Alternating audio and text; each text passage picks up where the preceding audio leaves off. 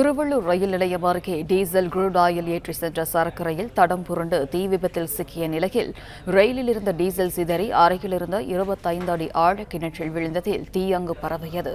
இது தொடர்பான கூடுதல் விவரங்களை செய்தியாளர் பாலாஜி வழங்க கேட்கலாம். பாலாஜி, வணக்கம். என்ன நடந்தது பாலாஜி? வணக்கம்.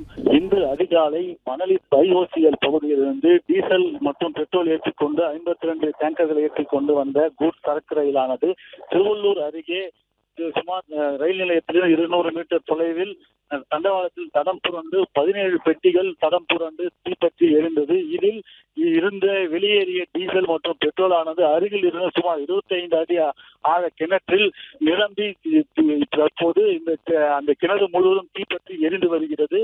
தீயை கட்டுக்குள் கொண்டு வந்த நிலையில், அதாவது இந்த 17 பெட்டிகள் எரிந்து தீயணைப்பு வீரர்கள் அந்த தீயை கட்டுக்குள் கொண்டு வரும்போது அருகில் இருந்த கிணற்றில் இருந்த டீசல் பெட்ரோல் திடீரென தீப்பற்றி எரிய தொடங்கியதில் சுமார் 15 நிமிடங்களுக்கு மேலாக இந்த தீயானது மலமளவென பரவி அருகில் இருந்த மரங்கள் மற்றும் எரிந்து தீயில் கருகி நாசமாயின.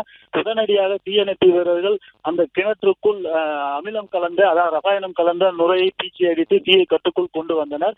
இதன் காரணமாக சற்று பரபரப்பு காணப்பட்டது. தற்போது சுமார் 25 அடி ஆழ கிணற்றில் கொட்டிய டீசல் மற்றும் பெட்ரோல் எரிந்த நிலையில் இதை தற்போது தீயணைப்பு வீரர்கள் அதை அணைத்தனர். மேலும் தற்போது சம்பவ இடத்தில்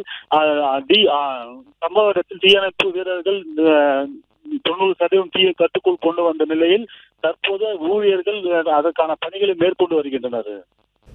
பிளே ஸ்டோர் மற்றும் ஆப் ஸ்டோரில் இருந்து பாலிமர் செயலியை QR கோடு மூலம் பதிவிறக்கம் செய்யுங்கள்.